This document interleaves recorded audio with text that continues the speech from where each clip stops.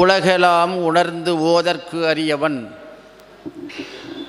நிலவுலாவிய நீர்மொழி வேணியன் அழகில் ஜோதியன் அம்பலத்து அடுவான் மலர் சிலம்படி வாழ்த்தி வணங்குவாம் எடுக்கும் மாக்கதை எந்தமிழ் செய்யுளாய் நடக்கும் மேன்மை நமக்கு அருள் செய்திட தடக்கை ஐந்துடை தாழ்சவி நீழ்முடி கடக்கடிட்டை கருத்துள் இருத்துவாம் மதிவளர் சடைமுடி மண்டுளாரை முன் துதி செய்யும் நாயன்மார் தூய சொல் மலர் பொதிநலன் நுகர்தரு புனிதர் பேரவை விதிமுறை உலகினில் விளங்கி வெல்கவே. கல்லாலின் புடையமர்ந்து நான்மறை 6 அங்க முதல் கற்ற கேள்வி வல்லார்கண் நால்வருக்கும் வாக்கிறந்த புரணமாய் மறைக்கு அப்பாலாய் எல்லாமாய் அல்லதுமாய் இருந்ததனை இருந்தபடி இருந்து காட்டி சொல்லாமல் சொன்னவரை நினையாமல் நினைந்து பவத்தொடக்கை வெல்வாம். எல்லாம் வல்ல தென்முகக் கடவுளாம் ஆலமர் செல்வனின் பொன்னார் திருவடிகளையும் அடியவன் அன்றாடம் வழிபடு தெய்வமாக கொண்டு சிவபூஜனை செய்து வருகின்ற மங்களநாயகி உடனுரை அருள்மிகு வாஞ்சேஸ்வரனுடைய பொன்னார் திருவடிகளையும் எல்லாம் வல்ல அருள்மிகு சிவகாமியம்மை உடனுரை அருள்மிகு ஆடவல்லானுடைய பொன்னார் திருவடிகளையும் திருவருளாக நினைந்து போற்றியும் திருக்கைலாய பரம்பரை தர்மயாதீனத்தினுடைய 27வது குருமுகா சன்னிதானம் அவர்களுடைய பொன்னார் திருவடிகளை குருவருளாக நினைந்தும்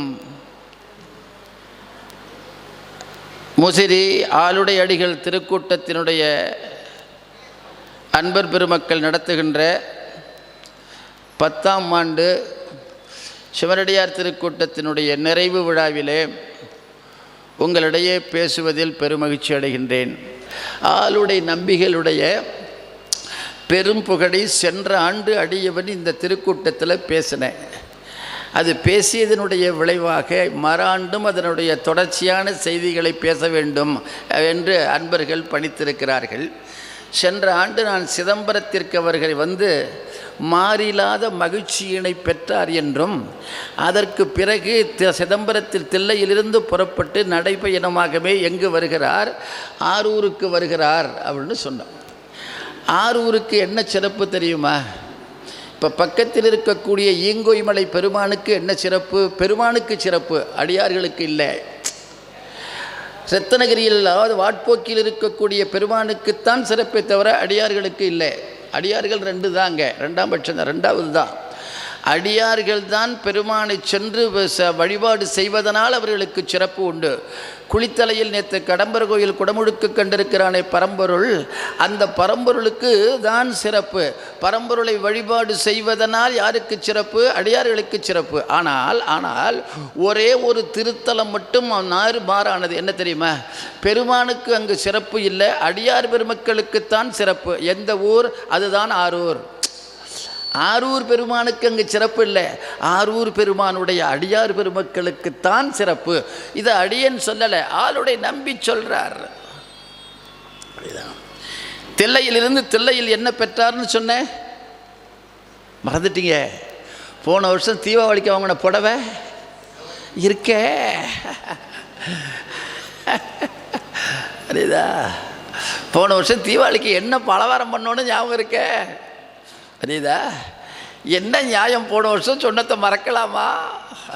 போன வருஷம் அடியவன் சென்ற ஆண்டு என்ன சொன்னேன்? மாறில்லாத மகிழ்ச்சியினை தில்லையில் யார் பெற்றார்? சுந்தரர் பெற்றார். அதுபோல முசிறி திருக்கூட்டம் மாறில்லாத மகிழ்ச்சியை பெற வேண்டும். நமக்கு மாறி மாறி மாறி மாறி வருகின்ற மகிழ்ச்சி வாழ்க்கையில் ஒரு பொழுதும் நிரந்தரமான மகிழ்ச்சியை நாம் பெற வேண்டுமே தவிர ஒரு பொழுதும் மாறுடைய மகிழ்ச்சியை பெறுதல் கூடாது. மாறுடைய மகிழ்ச்சி எப்பொழுது வரும்? உலகத்தினுடைய ஆசா பாசங்களும் இறைவனுடைய ஆசா பாசங்களோடு சேருகிற பொழுது வரும். இறைவன் மீது பற்று வைத்திருக்கிற குணத்தோடு உலக பற்றும் சேருகிற குணம் வருகிற பொழுது நமக்கு எது வரும்? மாறி மாறி மகிழ்ச்சி வரும். இறைவனோடு மட்டும் பற்றுக்கொண்டு உலகத்தை நாம் பார்க்கிற பொழுது ஒரு பொழுதும் வராது. அப்போ இறைவன் மீது பற்று வைத்து நீ உலகத்தை பார். உலகத்தின் மீது பற்று வைத்து இறைவனை பார்க்காதே. வரி நல்லா புரியுதுல்லப்பா. உலக இன்பத்தை நீ நினைக்கிற பொழுது இறை இன்பத்தில் இடர்பாடு வருகிறது. இடை இன்பத்தை நினைக்கிற பொழுது உலக இன்பத்தை நினைக்காதே. உலக இன்பத்தை நினைக்கிற பொழுது உனக்கு மாறும் மகிழ்ச்சி, இறை இன்பத்தையோடு உலக இன்பத்தை நினைக்கிற பொழுது உனக்கு மாறிலா மகிழ்ச்சி. இந்த மாறிலாத மகிழ்ச்சியைத்தான் தில்லைப்பெருமானுடைய பஞ்சாக்கரப்படியில் கண்டு மகிழ்ந்தவர் யார்? ஆளுடை நம்பி. அறிதா? அதற்கு பிறகு அங்கிருந்து புறப்பட்டு சிதம்பரத்திலிருந்து தில்லை இது ஆரூருக்கு வருகிறார். ஆரூருக்கு வருகை தருகிற பொழுது ஆரூர் பெருமான் என்ன சொல்றான் தெரியுமா? என்னுடைய நண்பன் வருகிறான், அவனை அடியார் மக்கள் எல்லாம் சென்று என்ன செய்யுங்கள், அழைத்து வாருங்கள். அந்த மாதிரி அழைக்கக்கூடிய திருக்கூட்டமாக ஆக வேண்டும். எது? முசிறி திருக்கூட்டம். வேறொரு திருக்கூட்டத்தோடு நீங்கள் கலந்து கொள்ள போகிற பொழுது முசிறி திருக்கூட்டம் வருகிறது. முசிறி திருக்கூட்டத்தினுடைய தலைவர் வருகிறார், பொறுப்பாளர் வருகிறார்கள். அவர்களை சென்று அழைத்து வாருங்கள் என்று சொல்லுகிற அளவுக்கு தன்னுடைய தகுதிப்பாட்டை என்ன செய்யணும்?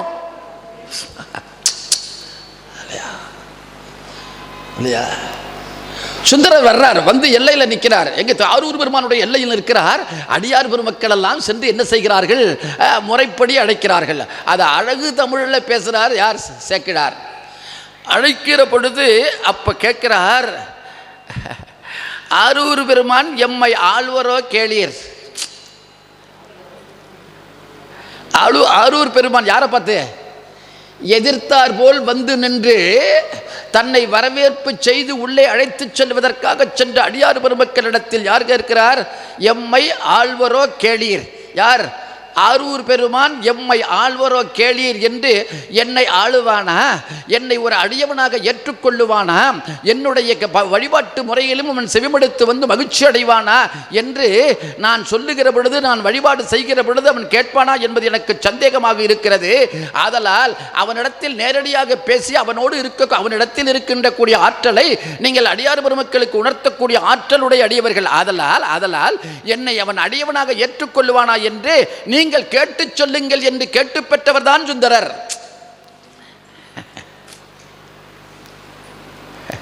திருக்கச்சி நம்பின்னு ஒருத்தர் இருந்தார். திருக்கச்சி நம்பின்னு காஞ்சிபுரத்தில் வரதராஜ பெருமானோட போய் பேசுவாராம். என்னடா சௌரியமா இருக்கியா? அம்மா இரவு நல்ல உணவு கொடுத்தாளா? நல்ல உறங்குனியா? காலையில் எழுந்திச்சிட்டியா? லோகத்தினுடைய கஷ்டத்தையெல்லாம் நீக்கடா வரதராஜா அப்படின்னு யாரோட? வரதராஜ பெருமானோட பேசுவாராம். யாரு? திருக்கச்சி நம்பின்னு ஒரு பெரியவர். அதனால் என்ன செய்வார்களாம்? அவர் பேசுகிறவர் பெருமானோடு என்று கருதி தன்னுடைய குறைபாடுகள் வாழ்க்கையில் ஏதாவது ஒன்று இருக்குமேயானால் அந்த குறைபாட்டை நீக்கிக் கொள்வதற்கு திருக்கச்சி நம்பிகிட்ட சொல்லி, நீங்கள் சுவாமிகிட்ட சொல்லி அந்த குறையை நீக்கிறதுக்கு எனக்கு உத்தரவு வாங்கி கொடுங்கன்னு கேட்பாங்களாம். அதுபோல நம்பியாரோர் யார்? தோழர் தான். ஆனாலும் தன்னுடைய தோழமை பேச்சை அவன் கேட்பானா என்கிற ஐயம் இருக்கிறது. ஏன்? என்ன காரணம்? உலக சுகபோகத்தில் திளைத்த காரணம் அது. உலக சுகபோகத்தில் திளைக்காமல் பெருமானை தவிர வேற யாரும் இல்லை என்று எண்ணி வாழ்கிறவர்கள் யார்? அரூர் அடியவர்கள். அதனால என்ன சொன்னாரா? என்னையும் ஆழ்வரோ கேளீர். என்னை அவன் ஆளுவானா? எனக்கு ஆளுமை தந்து அவன் என்னை சிறப்பிப்பானா? எனக்கு வாழ்க்கை நிலையெல்லாம் முறைப்படி கொடுப்பானா என்பதனை அடியார் பெருமக்களே நீங்கள் கேட்டு சொல்லுங்கள் என்று எப்படி ஆளுடை நம்பி ஆரூர் பெருமக்களை வந்து கேட்டு பெற்றாரோ அதுபோல முசிறி திருக்கூட்டத்தினை பார்த்து மற்ற திருக்கூட்டம் இறைவன் எங்களுக்கெல்லாம் அருள் செய்வானா என்று நீங்கள் கேட்டு சொல்லுங்க அளவுக்கு நம்ம உயரணும். அதான் கூட்டத்தினுடைய நோக்கமே.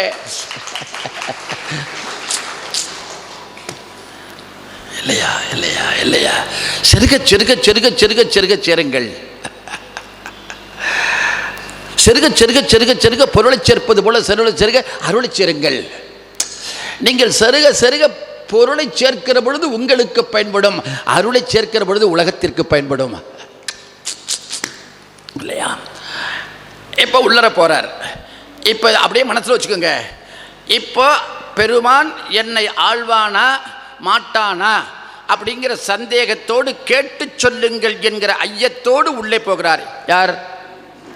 சுந்தரர் போறார். அங்கே திருமணம் நடைபெறுது. திருமணத்தை நடத்தி வைக்கிறார். திருமணத்தை நடத்தி வைத்தது யார்? திருமணத்தை நடத்தி வைத்தது இறைவன் அல்ல. திருமணத்தை இறைவன் ஆணையிட ஆரூர் அடியார் பெருமக்களே நடத்துகிறார்கள். ஒன்றை தெரிந்து கொள்ளுங்கள், நமது திருக்கூட்டத்தில் இருக்கக்கூடிய சிறு பிள்ளைகளுக்கு அடியார் திருக்கூட்டம் திருமணம் நடத்தி வைக்க வேண்டுமே தவிர அப்பா அம்மா நடத்தி வைக்கணும்னு நினைக்கக்கூடாது. தாய் தந்தையர்கள் செய்கின்ற முயற்சியில் தன்னால் தேடப்பட்ட பொருளில் தான் பெற்ற பிள்ளைகளுக்கு திருமண ஏற்பாடு செய்வார்களேயானால் அங்கு இருந்து முழுக்க முழுக்க அந்த திருமணம் நடைபெறுகிற முழு நாள் வரைக்கும் இருந்து செய்ய வேண்டிய பொறுப்பு ஒரு அடியார் திருக்கூட்டத்திற்கு உண்டு. இதை உலகத்திற்கு உணர்த்திய ஒரே திருமணம் சுந்தர திருமணம். விளங்குதா? அடியார் மக்கள் நடத்தி வைக்கிறார்கள். அதில் ஒரே ஒரு சொல்றேன். காமந்தன் யார் வர்றார்? சுந்தரர் வர்றாராம். சுந்தரர்னா அழகுதானே. யார்? 2 பேர் அழகுடையவர்கள்னு சொன்னேன். ஒருத்தர் சுந்தரர் அழகுடையவர், இன்னொருத்தர் யார் தெரியுமா? சிவபெருமான் அழகுடையவர். அழகுடையவர்னு யார் சொல்லணும்?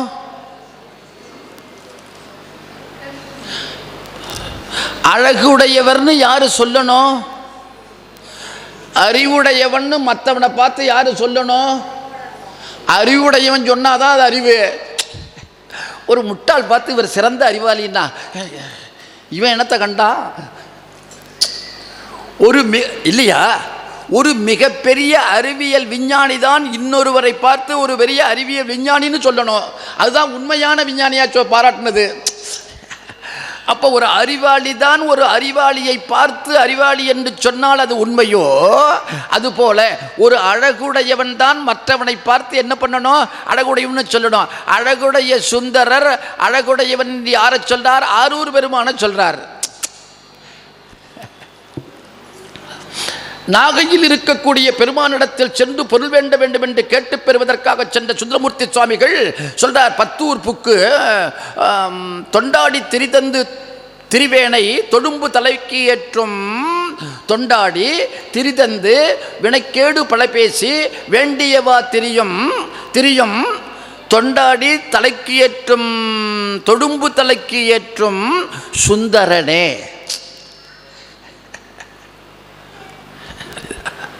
நான் மெண்டாடி திரிதந்து வினைக்கேடு பல செய்தேன். என்னை நீ நண்பனாக ஏற்றுக்கொள்வாயா மாட்டாயா என்கிற ஐயம் எனக்கு இருந்தது. ஆனாலும் குற்றம் பார்த்தால் சுற்றம் இல்லை, ஒருவர் பொறை இருவர் நட்பு. என்னுடைய குற்றத்தை நீ புறந்தள்ளி என்னை நண்பனாக ஏற்றுக்கொண்டாய் பெருமானே. மிண்டாடி திரிதந்து வினைக்கேடு பல பேசி வேண்டியவா திரிவேனை தொண்டாடி தொழும்பு தலைக்கு ஏற்றும் ஏ சுந்தரனே என்று பாடியது யார்? சுந்தரர். அப்போ யார் யாரை பாராட்ட வேண்டும்? அறிவாளியை பாராட்ட வேண்டும் என்பது போல, அன்புடையவனை பாராட்ட வேண்டும் என்பது போல, அருளுடையவனை பாராட்ட வேண்டும் என்பது போல, அழகுடையவனை பாராட்டுகிறான். முஸ்லிம் திருக்கூட்டத்தில் இருக்கக்கூடிய ஒவ்வொருவரும் அழகு பெற்றவர்களே. ஒருவரை ஒருவர் பாராட்டி வாழுங்கள்.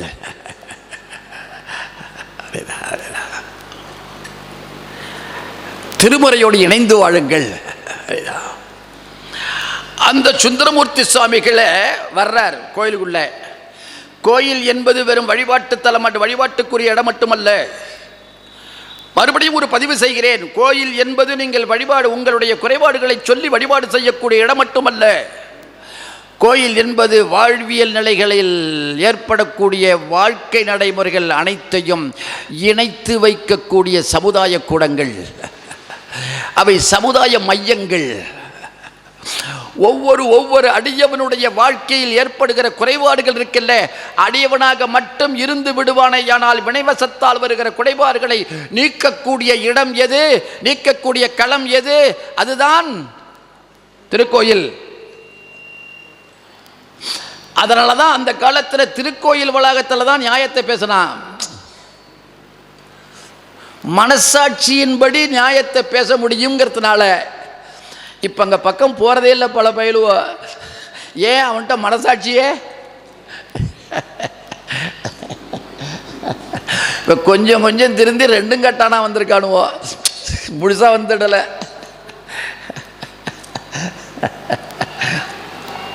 அது ரொம்ப டேஞ்சர். இல்லாமல் போயிட்டா பிரச்சனை இல்லை, வந்துட்டா அதை விட சந்தோஷம். ரெண்டும் கட்டானா இருக்கான் பாருங்க, அவன் நம்மளே கொண்டு இழுத்துக்கிட்டு போயிடுவான். இப்போ அந்த மாதிரி ஒரு சூழ்நிலை வந்துடுமோங்கிற பயம் இருக்கு. ஒரு அடியார் திருக்கூட்டத்துக்கு, இப்போ முசிறி திருக்கூட்டத்துக்கு ஒன்று சொல்கிறேன். பொது வாழ்க்கையில் இருக்கின்றவர்களோடு நீங்கள் சேர்கிற பொழுது மிக எச்சரிக்கையோடு சேருங்கள். உங்களை பக்தியிலையும் விடமாட்டான், பக்தி இல்லாத நிலையிலும் விடமாட்டான். அந்த சூழ்நிலை இருக்குது இன்றைக்கி சமுதாயத்தில். அதனால் சர்வசாக்கிரதையாக நாம் என்ன வேண்டாம்ப்பா, வேண்டாம் ஐயா, ஒரே செய்தி சொல்லினேன். உங்கள் வீட்டு பிள்ளை தாய் தந்தையருடைய பேச்சை கேட்பானாங்கிற நம்பிக்கை இப்போ ஒவ்வொரு தாய் தந்தைட்டு இருக்கா? வீட்டில் இருக்கிற வரைக்கும் அது மாதிரி இருக்கான். வெளில என்ன ஆகிறானோ கவலை இருக்கே. இந்த இக்கட்டான சூழ்நிலை நமக்கு வந்து விட்டது இல்லையா? இது மாறுதல் வேண்டும். இது மாறுதல் வேண்டும் என்பதற்காக அடைந்த செம்மைதான் இந்த சேலைகள் எல்லாம். இந்த சேலைகள் செம்மை அடைந்த சேலைகள். இந்த சேலைகள் அணிந்திருக்கக்கூடிய பெண்கள், நீங்கள் அடியார் பெருமக்கள் இருக்கிறீர்களே, இது குடும்பத்தை செம்மைப்படுத்த வேண்டும் என்ற செம்மை. இது தெரியுதா? நீங்கள் வேண்டிக் கொள்ளுங்கள், நிச்சயமாக சமுதாயம் மாறும் மாறும் மாறும் மாறும். இப்போ திருமணத்தை யார் நடத்தி வைக்கிறார்? சுந்தரருக்கு சுவாமி அடியார் பெருமகன் நடத்தி வைக்கிறார்கள். அப்போ எதுக்கு இதை சொல்ல வர்றேன்? உள்ள வர்றார், திருக்கோயிலில் வளாகத்தில் வர்றார். அன்னைக்குன்னு இந்த அம்மாவும் வர்றா. யார்? பரவினாச்சியார் வர்றா. ஒரே ஒரு பதிவு மட்டும் அதோட தொடர்புடையதை சொல்லி செல்றேன். கமலினியார் அனந்திதையார் என்ற 2 பெண்களாக ஷேடி பெண்கள் வந்து கைலாயத்தில் வந்து பூப்பறிக்க வந்த பொழுது பார்த்த வரலாறு இருக்குல்ல. சுந்தரரை ஆளாள சுந்தரராக இருந்து பார்த்தார். கமலினி அணிந்திதை அவர்கள்தான் யார்? பறவையார் சங்கிலியாராக வந்தார் என்கிற வரலாறு சேக்கிழாரை தவிர வேறு எங்கும் இல்லை. இந்த வரலாற்றை சேக்கிழார் பெருமான் எங்கிருந்து எடுத்தார் என்றும் தெரிய இல்லை. புரியுதா? இது சேக்கிழார் ஒரு காலத்தில் வருகிற பொழுது எல்லாரும் சேர்ந்து கேட்டு தெரிந்து கொள்ளலாம். புரியுதா? சில நுட்பங்கள் நமக்கு புலப்படாது, நமது அறிவுக்கு புலப்படாத ஒன்று இறை அனுபவங்கள். கவிஞனுடைய பேராற்றலையும் அவனுடைய போக்குகளையும் அவளது எளிதாக சிற்றறிவு உடைய நாம் தெரிந்து விடுதல் முடியாது. கவிஞன் மிகப்பெரிய ஆற்றலுடையவன், இறைவனுக்கு நிகரானவன். சரி, இப்போ அந்த சேக்கிழார் என்று சொல்லப்படுகிற கவிஞர் பெருமகனார் பரவினாச்சியாரும் பிரகாரத்தில் வர்றாங்க. யாரும் வர்றா? சுந்தரரும் வர்றார். ஒருவரை ஒருவர் பார்த்து காதல் கொள்ளுகிறார்கள். இந்த காதல் கொள்ளுகின்ற களம் இருக்குல்ல, அதுதான் எது? திருக்கோயில். இன்றைக்கு அங்கே காதல் கொண்ட களத்து இருக்குல்ல, காதல் கொண்ட களமாக இருக்கக்கூடிய அரூர் பெருமானுடைய திருக்கோயில் வளாகத்தில் அந்த காதலால் மலர்ந்த வாழ்க்கை இருக்குல்ல, வாழ்க்கையில் பிரச்சனை ஏற்படுகிற பொழுது அதனை தீர்ப்பதற்கு யார் வந்தான்? இறைவன் வந்தான். அதனை தீர்த்து இருவரையும் சேர்த்து வைத்தான். இன்னைக்கு அது போன்ற திருக்கோயில்களில் இல்லாத காதல் இருக்குல்ல, தெருவில் ஏற்படுகிற காதல் இருக்குல்ல, அந்த காதல் எங்கு போகிறது? நீதிமன்றத்திற்கு போகிறது. அதை வந்து சேர்த்து வைத்ததாகவே வரலாறு இல்லை, தீர்த்து வைத்ததாகவே வரலாறு.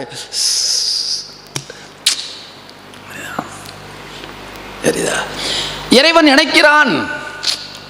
அப்போ வரும் பொழுது அந்த அம்மா என்ன நினைச்சாங்களா? முன்னே வந்து எதிர் தோன்றும் முருகனோ. யாரை பார்த்து?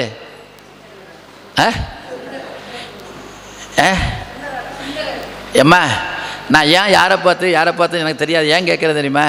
இன்றைக்கி ஒரு பொண்ணு வந்து ஒரு பிள்ளையை பார்க்குறான்னே வச்சுக்கோங்க, முருகன் மாதிரி அழகாக இருக்கான் இவன் நமக்கு அப்படின்னு யாராவது நினைக்கிறாளா?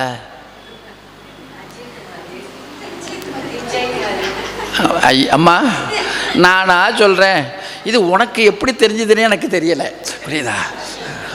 அஜித் மாதிரி, விஜய் மாதிரி இல்லையா?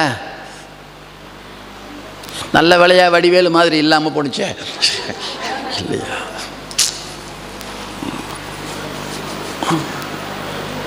முன்னே வந்து எதிர் தோன்றும் முருகனோ. அடுத்தது ஒரு வரியில் அதில் சொல்றார், காமந்தன் பெருவாழ்வோ. சுந்தரர் யாரா? காமன் தன் பெருவாழ்வோ. அம்மா எல்லாரும் அப்படியே என்ன பார்த்து சொல்ல, என்ன பாருங்க, காமன் நமக்கு கொடுக்கக்கூடிய வாழ்வு சிறுவாழ்வு. காமன் நமக்கு கொடுக்கக்கூடிய வாழ்வு சிறுவாழ்வு. ஒத்துக்கிறீங்களா இல்லையா? உலக உயிர்கள் அகரணை உயர்தனை என்று சொல்லப்படுகிற இரண்டு தலைகளுக்கும் யாராவது காமன் கொடுக்கக்கூடிய வாழ்வு என்ன வாழ்வு? சிற்றின்ப வாழ்வு. அந்த வாழ்வினால் தான், சுகத்தினால் தான் நமக்கு வினையே வருகிறது. ஆனால் ஆனால் ஆனால் சுந்தரமூர்த்தி சுவாமிகளிடத்தில் இருக்கக்கூடிய காமன், அந்த அழகு இருக்குல்ல, அந்த அழகு பரவினாச்சியாருக்கு என்ன தந்தது? பெருவாழ்வை தந்ததான். காமன் அவர்களிடத்தில் சென்ற பொழுது சிறுவாழ்வினை உலகத்திற்கு கொடுக்கக்கூடிய காமன், அது பரவினாச்சியாருக்கும் சுந்தரருடைய வாழ்க்கை நிலைக்கும் ரெண்டு பேருக்கு எதை தந்தானாம்? பெருவாழ்வை தந்தான். புரியுதா? காமன் தான் பெருவாழ்வோ. அதனால் சுந்தரருடைய வாழ்க்கையை கேட்டு நீங்கள் வாழ்க்கை வாழ்வீர்களேயானால் உங்களுக்கு சிறுவாழ்வு இல்லை, பெருவாழ்வு. பெருவாழ்வு பெருவாழ்வு. அது ஏன் பெருவாழ்வு தெரியுமா? எது பெருவாழ்வு தெரியுமாப்பா? எது பெருவாழ்வு? அம்மாடி, எது பெருவாழ்வுங்கிறதுக்கு உங்களுக்கு எளிதாக புரியுறது மாதிரி சொல்கிறேனே. காலையில் வீட்டில் இருந்தீங்கல்ல, எல்லாரும் பிள்ளையில் இருந்தானா? பிள்ளை இருந்தா, பொண்ணு இருந்தால, கணவன் இருந்தார்ல, மாமனார் இருந்தார்ல, இன்னொன்று மாமியார். அது சொல்லும் போதே என்னமோ ஒரு ஆனந்தம் உங்களுக்கெல்லாம், என்னானே எனக்கு புரியல. ரெண்டு பேரும் கலந்து தான் இருக்கீங்க இல்லையா? ஒரு மாமியார் போன வருஷம் சொல்லியிருப்பேன்னு நினைக்கிறேன். ஒரு மாமியார் வந்து உடம்பு முடியலை, கொஞ்சோண்டு மருமகள்கிட்ட சொல்லி கொஞ்சம் கஷாயம் வச்சு கொடுன்னு சொன்னால், ஒரு கஷாயம் ஒன்று. அந்த மருமகம் என்ன பண்ணால், ஒரு இந்த சுக்கு மிளகு அது இதெல்லாம் தட்டி போட்டு ஒரு கஷாயத்தை வச்சு கொடுத்தா. கஷாயத்தை நாட்டு மருந்து தானே விட்டு கொடுத்தா, அப்படி இப்போ டம்ளர் எடுத்து முடக்குன்னு குடிச்சல, முடக்குன்னு போயிட்டு.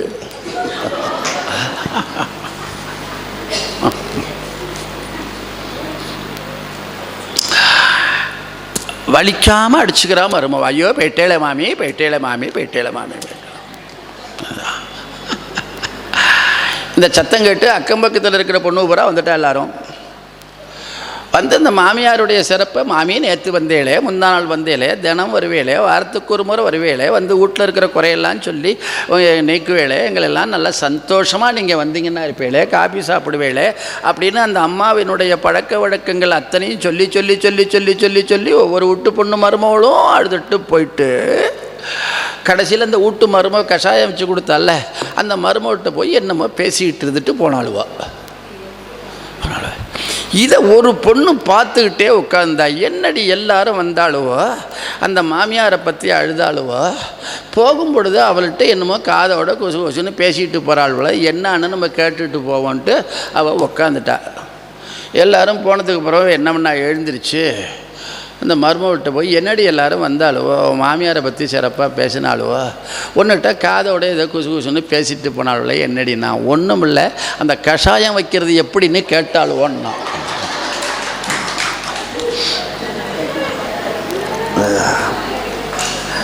அதாவது கஷாயம் வச்சு கொடுத்து ஒன்று தீர்த்து போடுறதுன்னு முடிவு பண்ணிட்டு, அப்படி தானே? அது என்னமா அந்த உறவு மட்டும் என்ன நமக்கு டேலி ஆகலை இல்லையா? ஒருத்தன் ஜாதகத்தை கொண்டு போய் 2 ஜாதகத்தை போட்டான் ஒரு ஜோதிடர்கிட்ட. அவன் ஜோதிடர் என்ன பண்ணால் அப்படி எடுத்து பார்த்துட்டு, யோ என்னையா மூளை இல்லை, அவசரமாக வந்தியா, என்னையா நீங்கள்லாம் 2 ஜாதகம் பொன் ஜாதகமாக இருக்கியா அப்படின்னா, நல்லா தெரிஞ்சுது ஐயா, நான் எடுத்துகிட்டு வந்தேன் பாரியான்னா. என்னையா சொல்கிற? ஒன்று மாமியார் ஜாதகம், இன்னும் மருமக ஜாதகம், ரெண்டும் முதல்ல பொருத்தமாக இருக்கானா அதை பாரியா முதல்ல, அப்புறம் மாப்பிள்ளை ஜாதகத்தை பார்த்துக்கலாம். இல்லையா? காமன் தன் என்ன வாழ்வு? பெருவாழ்வு. பெருவாழ்வு இல்லையா? ஏன் இந்த பெருவாழ்வுன்னு சொன்னார் தெரியுமா? அம்மா, நாம் காலையில் சொன்னேன்ல, பிள்ளையோட இருந்தீங்க, பெண்ணோடு இருந்தீங்க, கணவனோடு இருந்தீர்கள், மாமனாரோடு இருந்தீர்கள், மாமியாரோடு இருந்தீர்கள், உங்களை பெற்ற தாயும் தந்தையும் வந்திருந்தால் அவர்களோடு இருந்து என்ன செய்தீர்கள்? இருந்தீர்கள். நீ ஒன்றும் கோயிலுக்கு போக வேண்டாம், லட்சுமி திருமண மகாலுக்கு சென்று வழிபாட்டு கூட்டத்தில் கலந்து கொள்ள வேண்டாம் இரு என்று சொன்னால் இருந்தீர்களா? அவர்களுக்கு செய்ய வேண்டியவை அனைத்தையும் காலையில் செய்துவிட்டு என்ன செய்தீர்கள்? வந்து விட்டீர்கள். அங்கே இருந்தது போகம், அங்கே இருந்த வாழ்க்கை போக வாழ்க்கை. அதற்கு காலையில் எழுந்தவுடன் எந்த நேரம் வரைக்கும் அந்த கடமையை செய்ய வேண்டுமோ அத்தனையும் செய்தீர்கள். அது என்ன வாழ்க்கை? என்ன வாழ்க்கை? போக வாழ்க்கை. அந்த போக வாழ்க்கையை 8:30 மணி வரைக்கும் செய்து முடித்துவிட்டு 8:30 மணிக்கு பிறகு இங்கு வந்து விட்டீர்கள். இங்கு வந்த அதை உடனே பிரிந்து வந்தீர்கள். அந்த வாழ்க்கைக்கு பெயர் போக வாழ்க்கை அல்ல, இது யோக வாழ்க்கை.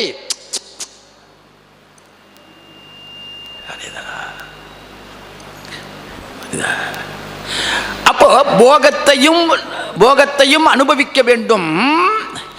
அதை எந்த நேரத்தில் விட வேண்டுமோ அதை அந்த நேரத்தில் விடவும் தெரிய வேண்டும். இந்த வாழ்க்கை தான் என்ன வாழ்க்கை? பெருவாழ்வுன்னு பேரு வாழ்க்கை. போகத்திலேயே அனுபவிக்கக்கூடிய சுபாவத்தை தருகிறவன் யார்? காமன். அவன் சுந்தரரிடத்திலேயும் பரவினாச்சியாரிடத்திலேயும் அந்த போகத்தை அனுபவிக்கையும் தெரிவது போலவும் அனுபவிக்க விட தெரிவது போலவும் வாழ்க்கையை கொடுத்த காரணத்தால் போகத்தை மட்டும் கொடுக்கிறவன் சிறுவாழ்வு கொடுத்த அந்த காமன் சுந்தரரிடத்தில் சென்ற பிறகு என்ன வாழ்வு? அது பெருவாழ்வு தந்தானாம்.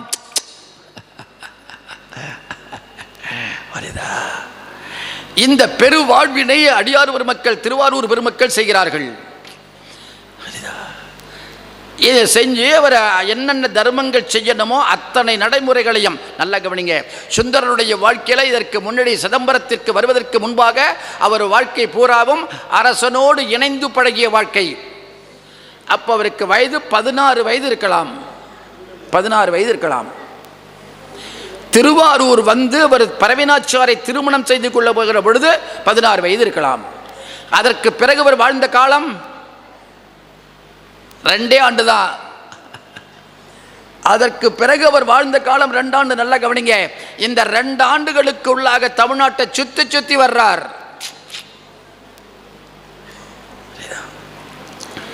18 வயசு தான். இப்போ திருமணம் நடைபெற்றவுடன் நல்லா கவனிங்க, இப்போ என்ன பண்ண போகிறோம்? நம்ம யாத்திரை புறப்பட போகிறோம். சுகபோகமாக இருக்கிறார். காடை, கௌதாரி, சேவல், குதிரை ஏற்றம், யானை ஏற்றம் போன்ற விளையாட்டுக்களை எல்லாம் தெரிந்து கொள்ளுகிறார். நீங்கள் தெரிஞ்சுக்கணும், வெறும் பக்தி மட்டும் கூடாது, உடல் பயிற்சி தேவை. உளப்பயிற்சி மட்டும் போதாது, உடல் பயிற்சியும் வேணும். உளத்தால் மாறுபட்டது மட்டும் போதாது, உடலாலும் நீங்கள் மாறுபட வேண்டும். உள்ளத்தால் மாறுபடுவதற்கு சாதனங்கள் உண்டு. என்ன சாதனம்? 5 எழுத்து மந்திரம் என்கிற சாதனம். உடலால் மாறுபடுவதற்கு என்ன சாதனம்? திருநீர் அணிவது, வாய் நிறைய பஞ்சாட்சரம் சொல்லுவது, அழகாக உத்திராட்சம் அணிந்து கொள்ளுவது. இது என்னது? புறச்சாதனம். இந்த புறச்சாதனங்கள் உங்களுக்கு சில பண்புகளை தரும். அதே போல அகச்சாதனங்கள் உங்களுக்கு சில பண்புகளை தரும். அகத்தாலும் புறத்தாலும் யார் ஒருவன் சீர்திருத்தம் பெற்றிருக்கிறானோ அவனே அடியவன். விளங்குதா? இல்லை, எந்த சந்தேகமும் கிடையாது. உள்ளத்தால் மாறுபட்டால் மட்டும் போதாது, உடலாலும் மாறுபடணும். உள்ளத்தால் மாறுபட்டார் யார்? நாவுக்கரசர். உள்ளத்தால் மாறுபட்டார், சமணத்திலிருந்து சைவத்திற்கு வந்துவிட வேண்டும் என்று மாறுபட்டார். போதுமில்ல, அதற்கு பிறகு இருந்தாரா? நல்லூர் பெருமானை பார்த்து திருவடி தீட்சை கொடுன்னு கேட்கிறார். பெண்ணாகடத்திற்கு சென்று பெருமானை பார்த்து எனக்கு ரிஷப குறியும் திரிசூலத்தையும் பொறித்து வைக்கிறார் இல்லையா? இந்த குறியீடு ஏன்? நாவரசனாகிய நான் உள்ளத்தால் மட்டும் மாறுபட்டால் போதாது, பெருமானே பெருமானே உன்னுடைய சின்னங்களை புறச்சாதனங்களை அணிந்து உடலாலும் மாறுபட வேண்டும். அம்மா புரியுதாப்பா? அதனால் ஒருவன் யார் மாறுபட்ட, யார் கடவுள் நிலையோடு இருக்கக்கூடிய அடியவன் உள்ளத்தால் மட்டும் மாறுபட்டவன் அல்ல, உள்ளத்தால் மட்டும் ஒருங்கிணைந்த வழிபாடு செய்கிறவன் அல்ல, புறத்தாலும் தூய்மை உடையவனாக இருந்து சாதனங்களை பெற்று சாதனை படைக்கிறவனே அடியவனாக ஆவான் என்று காட்டியவர் தான் யார்? சுந்தரர். அதனால் சேவல் விளையாட்டு, அது காடை விளையாட்டு, இன்னும் பல்வேறு விதமான பறவைகளுடைய விளையாடல்களை நிகழ்த்துவதை பார்க்கிறார். யானையேற்றம் குதிரையேற்றம் போன்றவற்றையெல்லாம் செய்து உடல் பயிற்சியினையும் பெறுகிறார். எல்லா பயிற்சியும் ஒரு அடியவனுக்கு தேவை என்பதனை இந்த உலகத்திற்கு உணர்த்திய ஒரே பெருந்தகையாளர் ஆளுடை நம்பி என்று சொல்லப்படுகிற அடியவர். அவர் திருவாரூரில் திருமணத்திற்கு பிறகு புறப்பட்டு யாத்திரை போகிறார். இப்போ அந்த யாத்திரையோடு யாரும் கலந்து கொள்ளுகிறோம், முசிறி திருக்கூட்டமும் கலந்து கொள்ளுகிறது. முதலில் குண்டையூர் என்ற ஊருக்கு போகிறார். ஆமா புரியுதா? குண்டையூர் திருக்கோளிலிக்கு அருகாமையில் இருக்கக்கூடிய திருத்தலம் குண்டையூர். அதில் கொண்டையூர் கிழார் என்ற ஒரு பெரியவர் இருந்தார். கொண்டையூர் கிழார் அவர் என்ன பண்ணார் தெரியுமா? மிக முக்கியமான, ஏம்மா நீ போகணுமா? அங்கே போகணுமா? வேண்டாமே, அப்புறம் ஏன் அதை பார்க்கணும்? போகிறத பார்த்தா நம்மளும் போகணுமே, பாவி விடமாட்டான் போல இருக்கே, கேட்கணும் போல இருக்குது, ஆனாலும் போனாலும் தேவலாம் போல இருக்குது.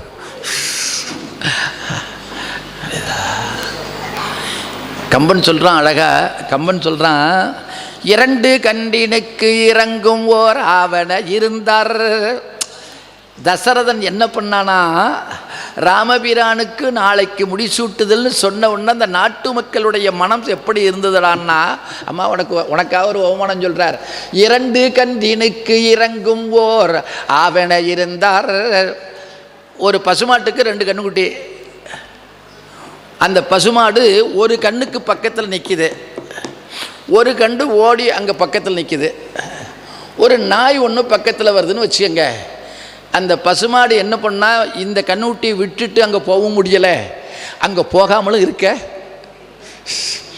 அங்கே போயிட்டா இதை ஏதாவது வந்து பிடிச்சிருவோன்னு பயம் இல்லையா? இதை விட முடியலை, ஆனால் அங்கே போக முடியாமலும் இருக்க முடியலை.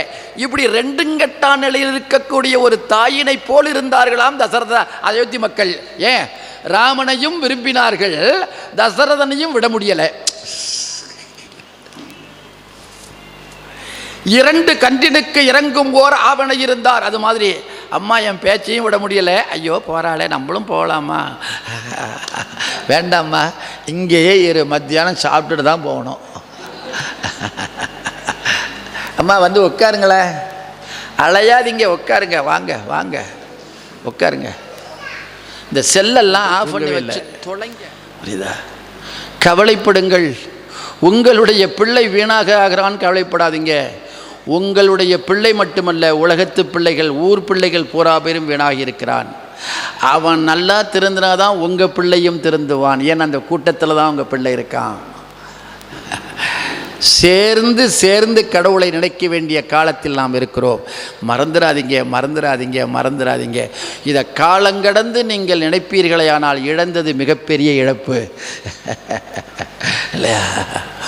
இப்போ இந்த குண்டையூர் கிழார் என்ன பண்ணுறார், வருஷம் தனக்கு விளையக்கூடிய நெல், உளுந்து, பருப்பு, இன்னும் என்ன பொருள்கள் உண்டோ அத்தனை பொருள்களையும் சுந்தரருக்கு கொண்டு வந்து கொடுத்து, எங்க திருவாரூருக்கு கொண்டு வந்து கொடுத்து, அவர் மூலமாக தர்மத்தை செய்ய சொல்லுவது என்கிற வழக்கமாக கொண்டிருந்த வாடிக்கையாளர் அந்த அடியவர். இப்போ குண்டையூர் ஒரு பெரியவர் கிழார் என்று சொல்லப்படுகிற உரிமை உடையவர், அவர் நிலச்சுவார்ந்தார், அவர் தர்மம் செய்யக்கூடிய இயல்புடையவர், அவர் தன்னுடையத்தில் கிடைக்கக்கூடிய விளையக்கூடிய பொருள்களை தான் செய்யாமல் யாரிடத்தில் கொண்டு போய் 30 கிலோமீட்டருக்கு அப்பால் இருக்கக்கூடிய ஆரூரில் இருக்கின்ற சுந்தரரிடத்தில் கொடுத்து செய்யக்கூடிய சுபாவம் உடையவர். இப்பதான் பிரச்சனை. ஏன்? அவரே செய்யலாமே. எங்க? குண்டையூர்ல, பலே குண்டையூர்ல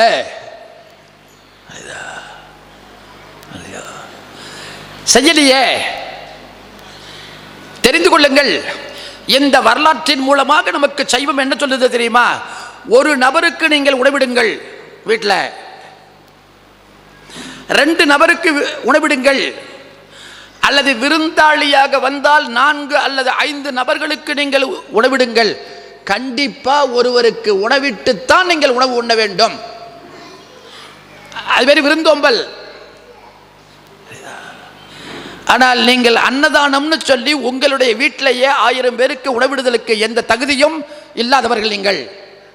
பண்ணாத. சொல்லுவது எது? சைவம். புரியுதா? மறுபடியும் சொல்றேன், தினந்தோறும் யாராவது ஒருவருக்கோ இருவருக்கோ அல்லது கூடுமானவரை 5 உணவிட்டு வாழ வேண்டியது ஒவ்வொரு குடும்பத்திற்கும் கடமை. கடமை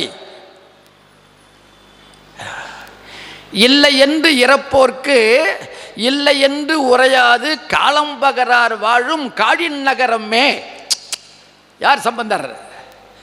சீர்காழியினுடைய சிறப்பை சொல்லுகிற பொழுது அந்த ஊரில் வாழ்கின்ற மக்கள் என்ன சொல்லுவாங்களாம்?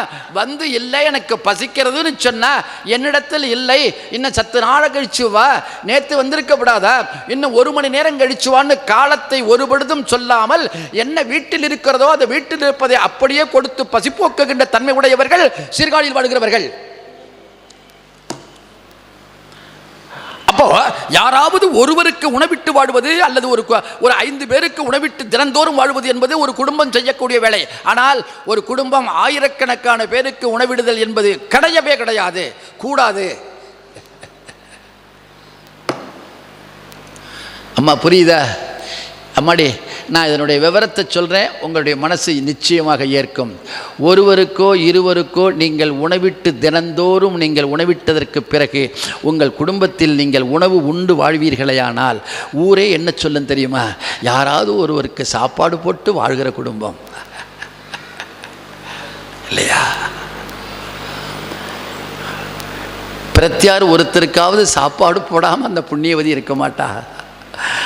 அவர் கணவரும் சொல்கிறேன், உசிரை வாங்கிடுவான் அந்த பொண்ணோட உதிரை. யாருக்கு போட்டியா போட்டியா இல்லைன்னா என்கிட்ட சொல்ல வேண்டியதான்னு சொல்லுவான். அப்படி கடமை உணர்வோடு வாழக்கூடிய குடும்பம்னு பாராட்டும். 1000 பேருக்கு போடுகிற பொழுது எப்படி சம்பாதிக்கிறான்னு யாரு கண்டா? எப்படி வந்ததுன்னு தெரியுமா? இவனா சம்பாரிச்சான், அப்பம் பாட்டன் தேடி வச்சான், ஐயா விடுறாரு. புரியுதா? தருமத்தை ஏளனம் பேசுகின்ற நிலை வரும் இல்லையா? இல்லையா? ஒருவருக்கு இடுகிற பொழுது அந்த ஏளனம் வராது, உயர்வு வரும். பல பேருக்கு, பல 100 பேருக்கு, பல 1000 பேருக்கு நீ செய்கிற பொழுது ஏளனம் வரும், ஏளனம் வரும். அப்படியே கேளுங்க.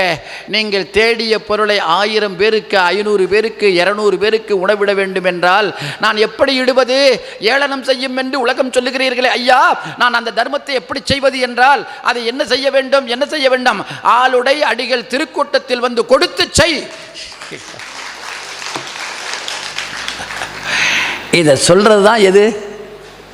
சைவம். சொன்னபடி நடந்தவர் தான் யார்? குண்டையூர் கிழார். தான் ஊரில் செய்யலத. அம்மா புரியுதாப்பா? அதன்படி வாழுங்கள், அதன்படி வாழுங்கள். விளங்குதா? இப்போ கொண்டையூரில் ஆண்டாண்டு தோறும் விளையக்கூடிய பொருளை இது எங்கே கொண்டு வந்து பங்குனி உத்திர நாளில் அருமையாக ஆரூரர் செய்வதற்காக கொண்டு வந்து கொடுப்பார். வர்க்கடம் வந்தது, பஞ்சம் வந்தது, பொருள் விளையவில்லை, கொடுக்க முடியலை. ஒரு நாள் கவலையோடு படுத்து உறங்குகிறார். நான் என்னடா செய்வேன்? செய்ய வேண்டிய பழக்கத்தை என்னால் செய்யாமல் இருக்க முடியலையே. பழக்கம் கொடிது கொடிது. எது எது எது? தோஷத்திலேயே மிக மோசமான தோஷம் எது? செவ்வாய் தோஷமா? என்னப்பா வறுமையா? இல்லை இல்லை, தோஷத்திலேயே மிக மோசமான தோஷம் பழக்க தோஷம். என்ன தோஷம்? பழக்க தோஷம். போலீஸ்காரருக்கு பொண்ணை கொடுத்தியே எப்படி எப்படி இருக்காடான்னு மறு வருஷம் பார்த்துட்டு ஒரு போலீஸ்காரன் கேட்டான், போன வருஷம் பொண்ணை கல்யாணம் பண்ணியே பொண்ணு மாப்பிள்ளை சௌரியமாக இருக்காங்களான்னு ஒரு போலீஸ்காரன் மறு வருஷம் பார்த்து ஒரு போலீஸ்காரனை பார்த்து கேட்டான். அவன் என்ன சொல்லணும்? நல்லா இருக்காங்கன்னு சொல்லணும். மாமூலாக போயிட்டுருக்குன்னா.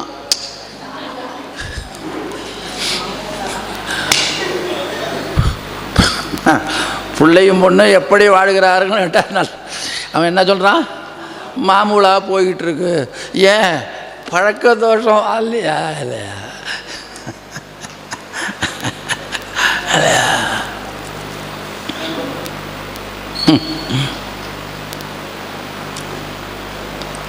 பாலுகார்கிட்ட போய் மழை எப்படி பெஞ்சதுன்னு கேளுங்க. பாலுகாரன் இருக்கால்லப்பா, அவன்கிட்ட போய் மழை எப்படி பெஞ்சதுன்னு கேளுங்க. அப்படியே கொட்டுன்னு கொட்டின்னு சொல்லுவானா, கரகரன்னு கறந்து விட்டுதும்பான். ஏன் பால் கறந்தே பழக்கம்.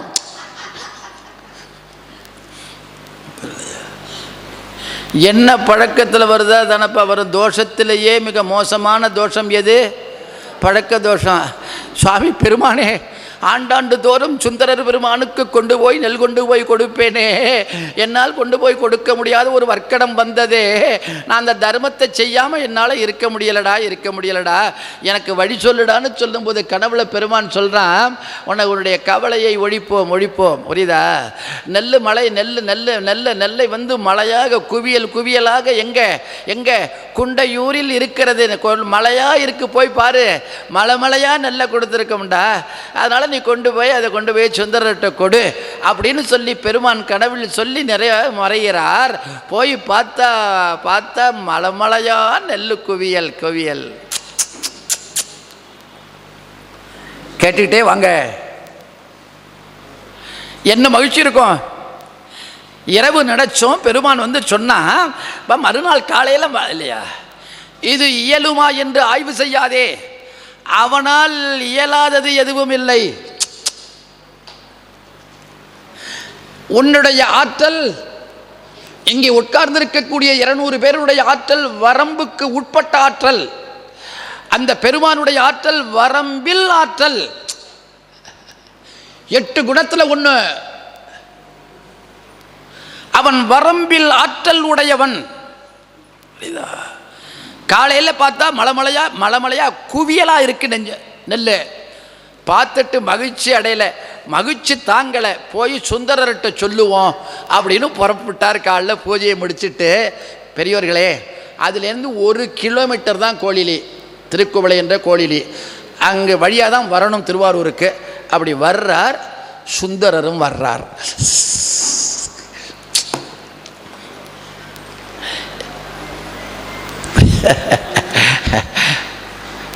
அம்மா என்ன பழமொழி? கும்பிட போன தெய்வம் வழிபடு தெய்வம் கற்கண்டாங்கு. சங்க இலக்கியம்.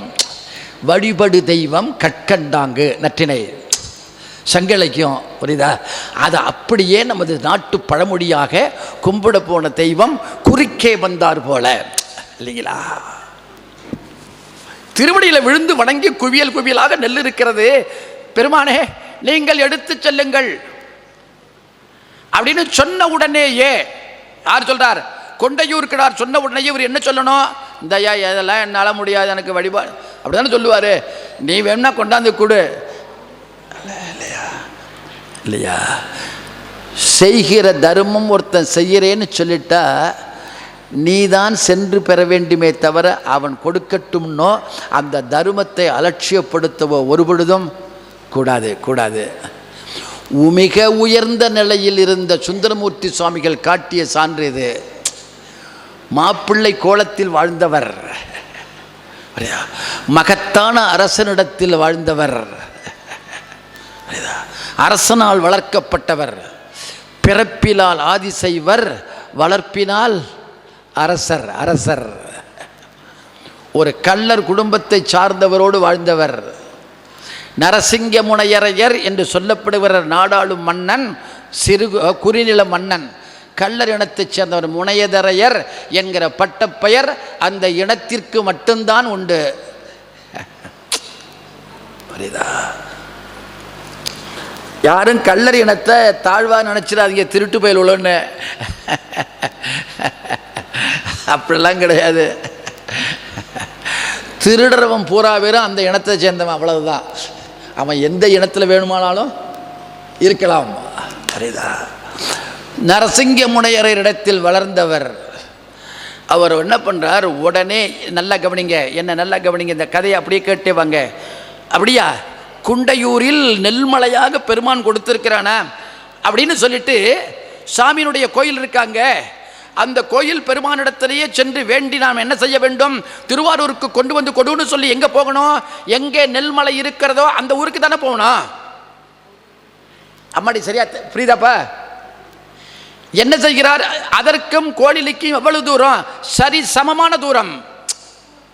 இந்த திருமண மண்டபத்தில் வாசலுக்கு மேடைக்கும் இருக்கிற தூரம் தானே, நடு மையத்தில் தான் நிற்கிறோம். ஆனால் சுந்தரர் எங்கு போகல, குண்டையூருக்கு போகல, அப்படி திரும்புகிறார். திரும்பி வந்து யாரை வழிபாடு செய்கிறார், கோயிலி பெருமானை வழிபாடு செய்கிறார். ஏன்,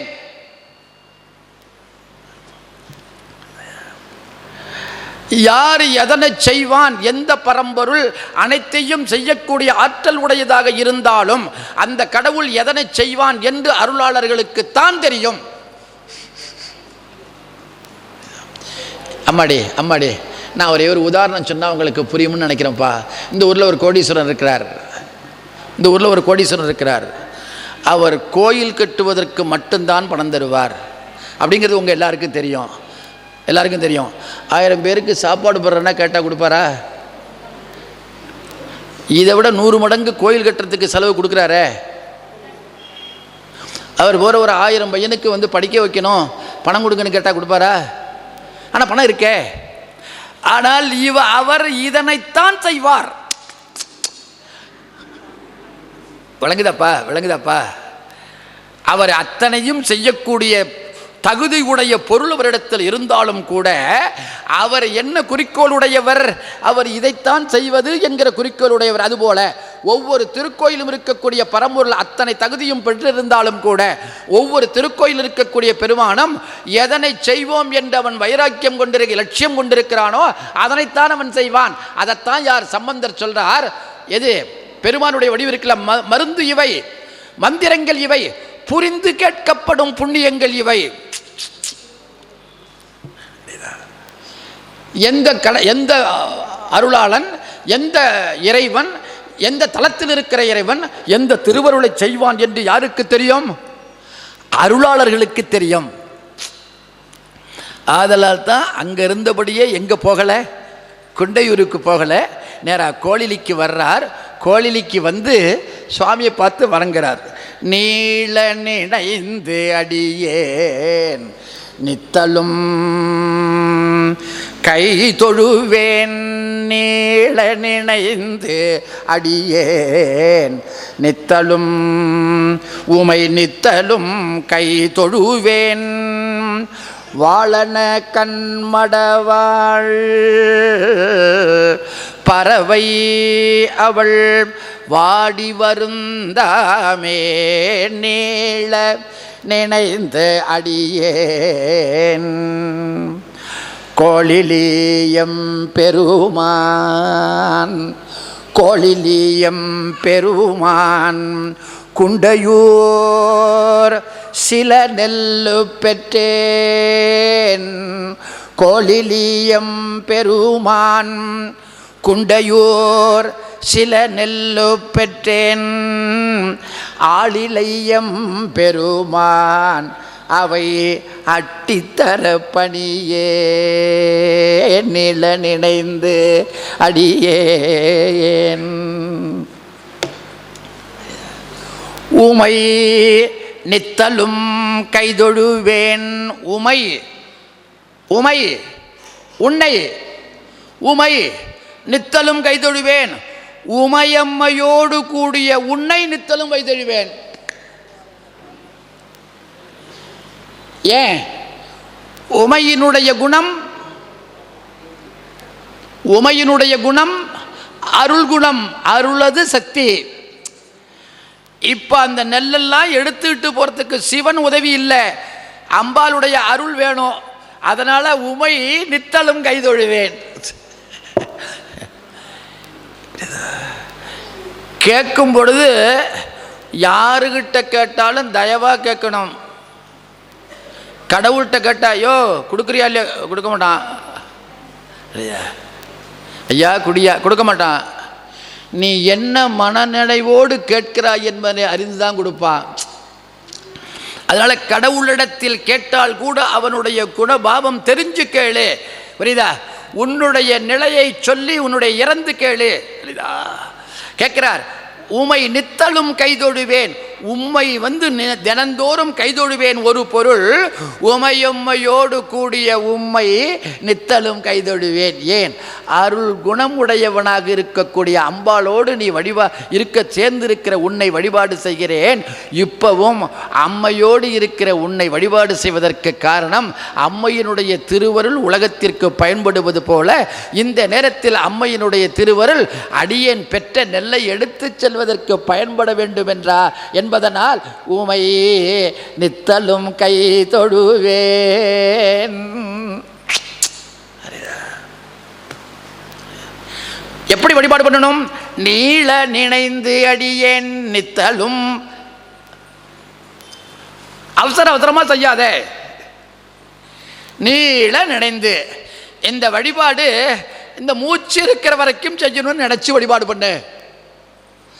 இந்த வழிபாடு எனக்கு பிறகும் இந்த உலகம் தொடர்ந்து செய்யணும்னு நினைச்சு வழிபாடு பண்ணு.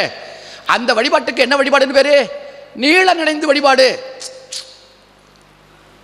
அப்பர் சுவாமிகள் சொல்றார், கண் துஞ்சும் பொழுதத்தும் கைவிட நான் கடவேனோ. கண்ணை மூடுற வரைக்கும் நான் இருந்து செய்யணும்டா, சச்சோ இல்லையா? இப்ப நீள நினைந்து அடியேன் உமை நித்தலும் கைதொழுவேன். வாழன கண்மடவாள், வாழன கண்மடவாள். கண்ணு கருணைக்குரியது. அந்த கருணைக்கு உரியவளாக இருக்கக்கூடிய யார்? பறவைநாச்சியா கருணையோடு தர்மத்தை செய்யணும். அவ கருணையோடு தர்மத்தை செய்யறதுக்கு கருணையோடு உடையவளாக இருக்கிற நீதாண்டா எனக்கு அருள் செய்யணும். வாழன கண்மடவாள் பறவை அவள் வாடி வருந்தாமே. கோழிலி எம்பெருமான், கோழிலி எம்பெருமான் குண்டையூர் பல நெல்லு பெற்றேன்னு சொல்லலை. என்னம்மா? சில நெல்லு பெற்றேனும். ஊரு முழுதும் மலைமலையா இருக்கு. என்ன சொல்றார்? சில நெல்லு. எவ்வளவு பெரிய தந்திரம் பார்த்தீங்களா? இது உலகத்தினுடைய நடைமுறையை அறிந்து பேசுகின்ற பழக்கம். எல்லாரும் என்ன பாருங்க, எல்லாரும் என்ன கேளுங்க. அடியார் பெருமக்கள் திருநீர் அணிந்திருக்கிறவர்கள், உத்ராட்சம் அடைஞ்சிருக்கிறவர்கள், சிவசிவ சிவசிவ சிவசிவ என்று சொல்லுகிறவர்கள், திருக்கோயிலுக்கு செல்லுகின்ற வழக்கமுடையவர்கள், இரக்க குணம் உடையவர்கள், ஏமாளிகள் அல்ல.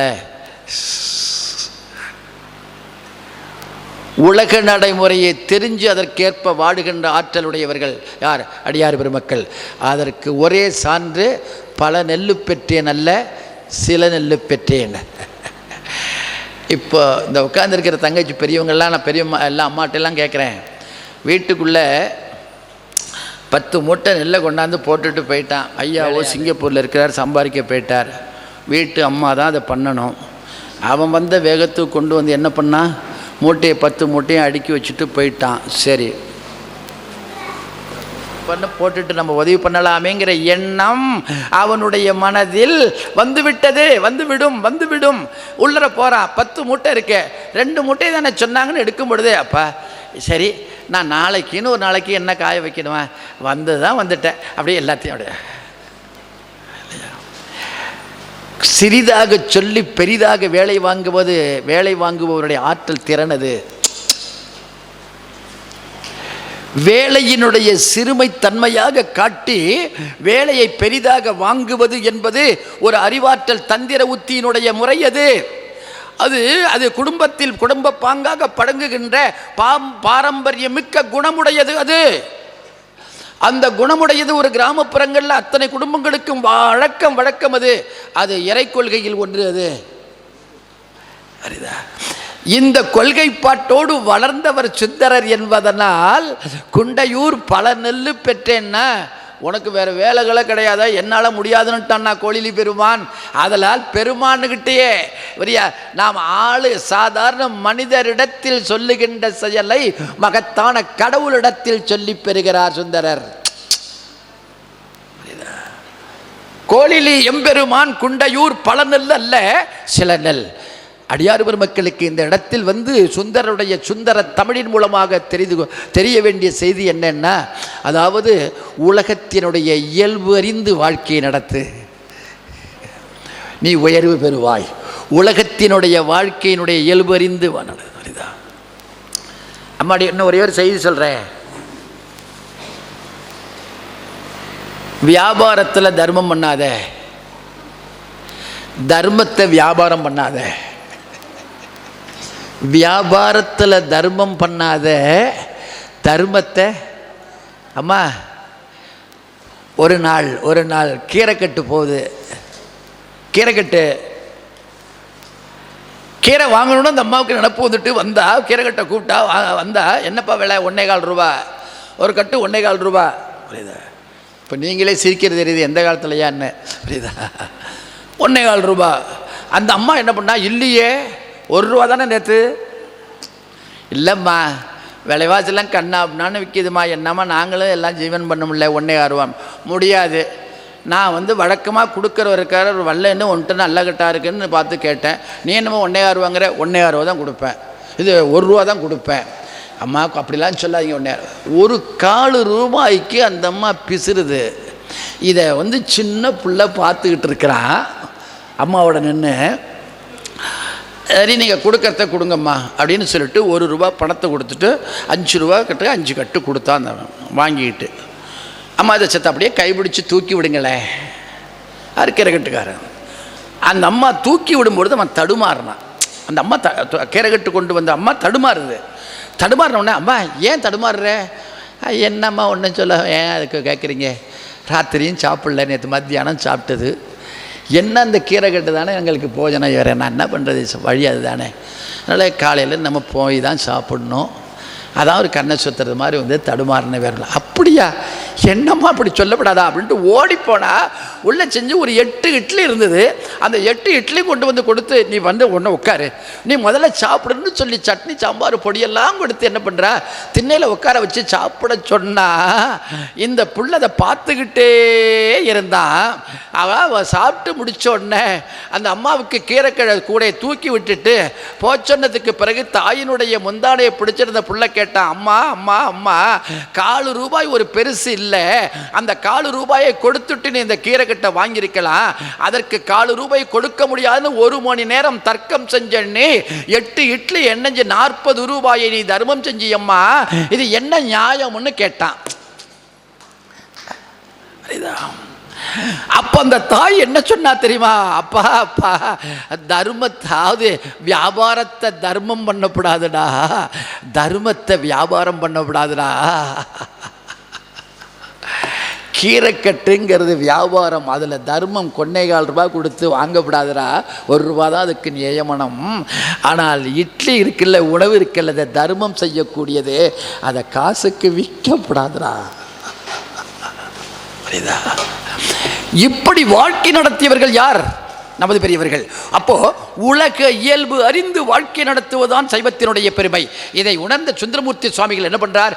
எவ்வளவு வாழ்க்கை தரம் உயர்ந்தவராக இருந்தாலும், செல்வ நிலையில் உயர்ந்தவராக இருந்தாலும், சாதாரணமான வாழ்க்கை நடைமுறையிலிருந்து ஒருபொழுதும் என்ன பண்ணாதே, மாறாதே என்பதனை ஆண்டவனிடத்தில் விண்ணப்பம் செய்வது போல பல நெல்லு பெற்றேன் அல்ல, எது சில நெல்லு பெற்றேன். சரிதா?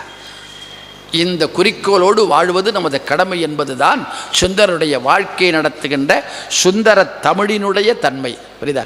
அப்படியே நாட்டியத்தான்குடிக்கு வர்றார். எளிதானதா? நான் சென்னையில் பயிற்சி பெறதுக்காக ஒரு 6 மாதம் அங்கே இருந்தேன். அந்த 6 மாதம் பயிற்சியை நான் பெற்று வந்துட்டேன்னா 60 வருஷம் தமிழாசிரியர்னா ஓட்டி விடலாம். அப்பேற்பட்ட பயிலும் அங்கே இருக்கிறவனுவோ. என்ன காரணம் தெரியுமோ? 6 மாதத்துக்கு ஒருக்க 60 வாத்தியாரை பார்க்குறவன் அவன். ஒரு வாத்தியார் பெருசாக கிதாப்பாக பேசிப்பான், வாழ்நாள் ஆயிரக்கணக்கான மாணாக்கர்களை பார்த்தேன்னு சொல்லுவான். இதை எல்லார்ட்டையும் சொல்ல முடியாது. சென்னையில் இருக்கிற ஒரு 5-6 பள்ளிக்கூடத்தில் இருக்கிற பையனோட சொல்ல முடியாது. ஏன் அவன் 6 மாதத்துக்கு 1000 வாத்தியாரை பார்த்தவன். அவன்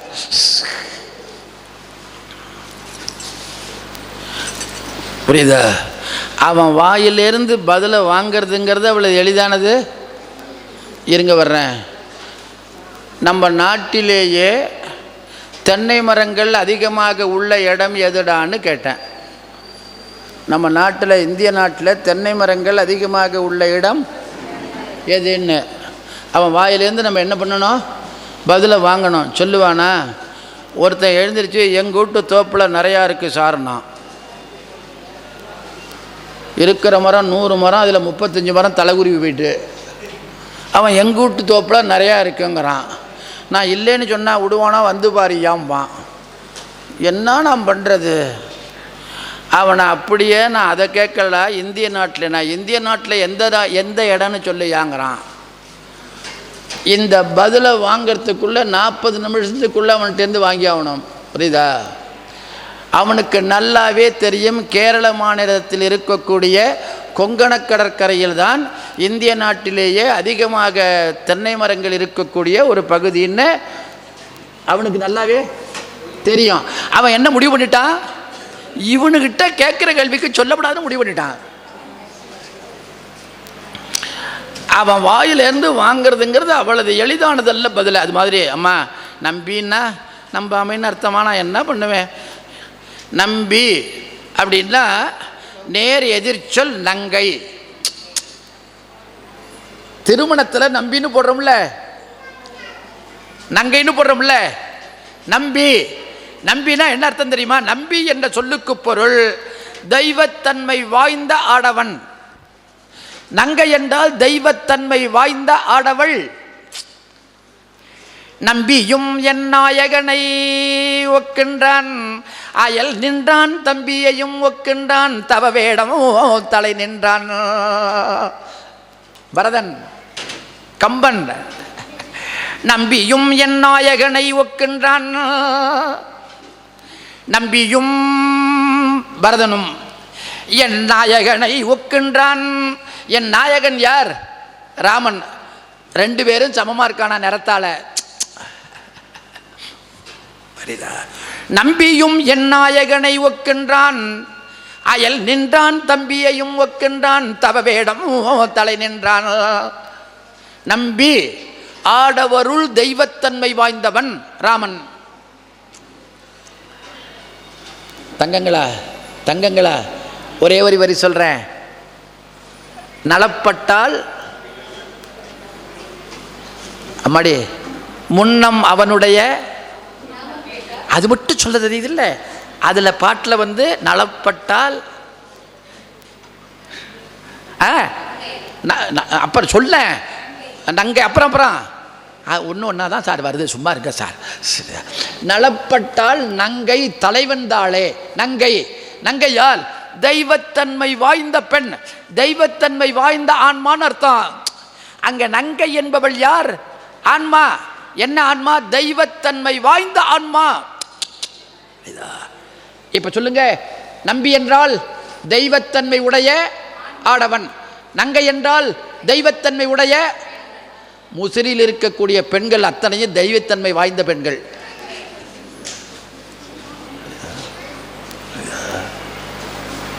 அப்படி சொன்னாதானே மத்தியானம் சாப்பாடு போடுவது எல்லாரும் கவனிப்பீங்க இல்லையா?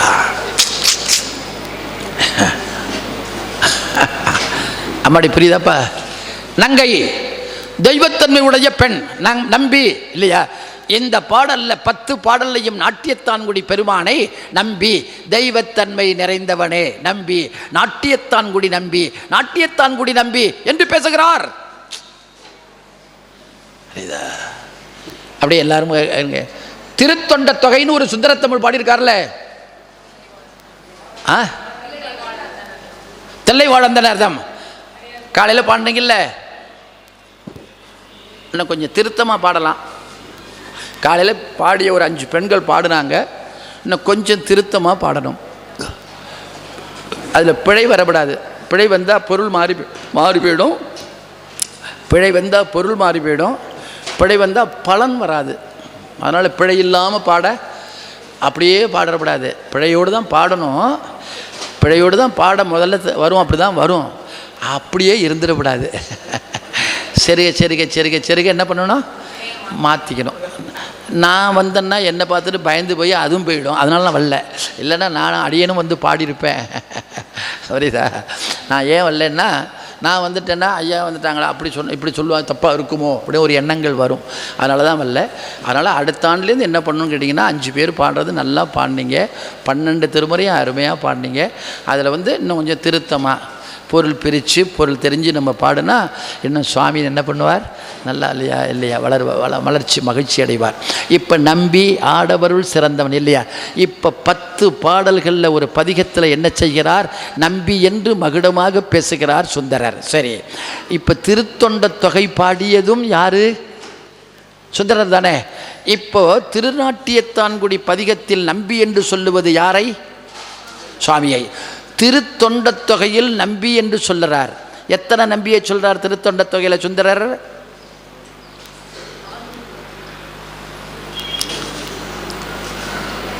நான் சொல்லவா இல்லை இங்கே போய் பார்க்குறீங்களா?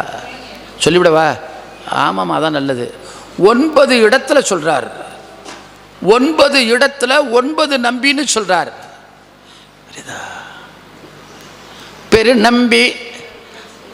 பெருநம்பி குளச்சிறை தன்னடியார்க்கும் அடியேன், ஒரு நம்பி அப்பூதி அடியார்க்கும் அடியேன், கலைமலிந்த சீர் நம்பி கண்ணப்பர்க்கு அடியே. வாய்ந்தவர்கள் யார்? நமது அடியார் பெருமக்கள், நம்பிகள். என பேச்சு நிற்க மாட்டேன் என்று எண்ணியவன் தான் கம்பன்.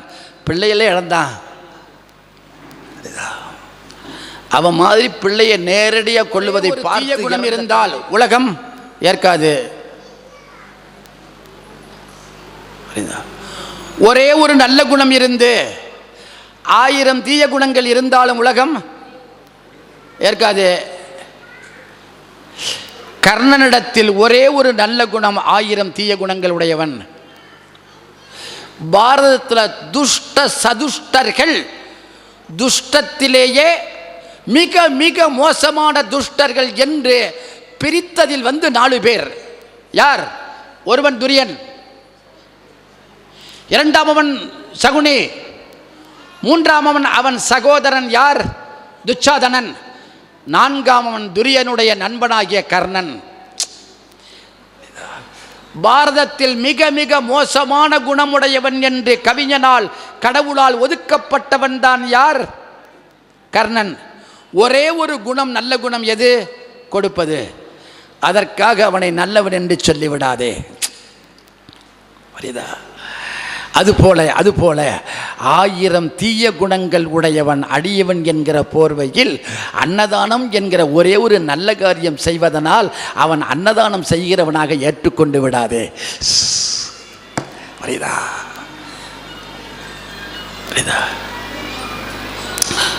வெறுக்கத்தக்க 1000 குணங்கள் இருந்தாலும் ஒரு குணம் நல்லது என்பதனால் நல்லவன் என்று சொல்லுவது இல்லை. ஆதலால் மிக மிக மோசமான குணமுடையவனாக இருக்கிற கர்ணனை நீக்கி 1000 நல்ல குணங்கள் உடையவனாகிய தன்னுடைய தேரையே முல்லைக்கொடிக்கு ஈந்தவனாக இருக்கிற யார்? பாரியை சொல்லுகிறார். என்ன தெரிகிறது என்றால், அழுத்தமாக பற்றி கொள்ளுங்கள் என்று சொல்லி இதற்கு பிறகு பல தலங்களும் வழிபாடு பண்றார். விடைபெறுவேன். வணக்கம், நன்றி.